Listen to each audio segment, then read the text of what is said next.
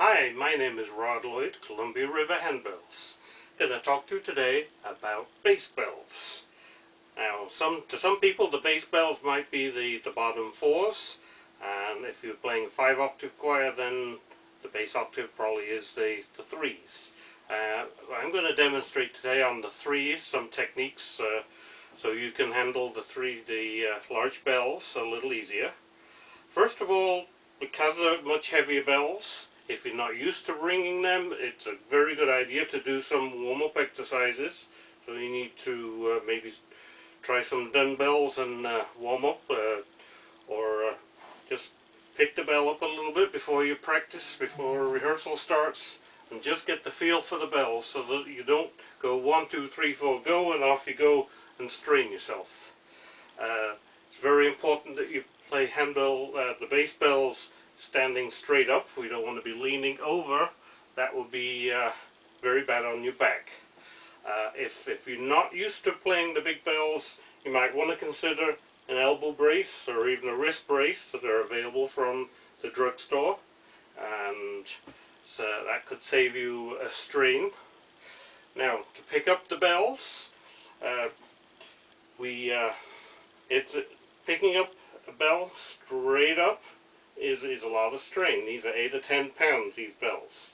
So picking them straight up can be a lot of effort. And unfortunately, the bigger the bell becomes on our left hand. So if you're left-handed, the bigger bells are on your left hand, unfortunately. But one way we can make it a little easier, if they don't play very often, so very often you can pick it up with your other hand. You can assist, just give a little pick-up. Another alternative is to push the handle into the table a little bit, and that sort of gets the momentum going. You push it down and it rotates. You could also do it that way, over the edge of the table. Just make sure you don't hit the table as you go up. And ringing the bells is exactly the same as ringing the larger bells, except you do have to remember that a larger bell takes more time for the backswing and for the clapper to act, so you almost have to anticipate the beat of the conductor or the director. So you have to be aware. If you're playing more than 2 or 3 or 4 bells, then you definitely have to be reading ahead and have your bells set up. Some people like to play with all of the bells on the table in the keyboard order. Other people like to take the bells that are not being used off the table, give you, especially if you're cramped for space, that's probably a good idea. So whichever you prefer is fine. Now, because it takes more time to pick up the bells and we have a run, you may not have time, if you have 1/8 notes, to pick up your bells. Even if you're good at weaving, there may just not be time to pick them up in time. So one thing we can do is dearrange the bells. When we set out the bells, we arrange them in chromatic order. What we're suggesting here is, for some pieces, it may be better to dearrange them, so have them out of order.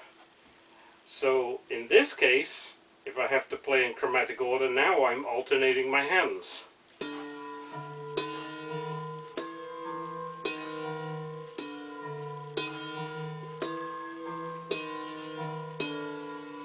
So that's a very good method of speeding up your play. If you have a section with 1/8 notes, dearrange them either for the whole piece or just for that section.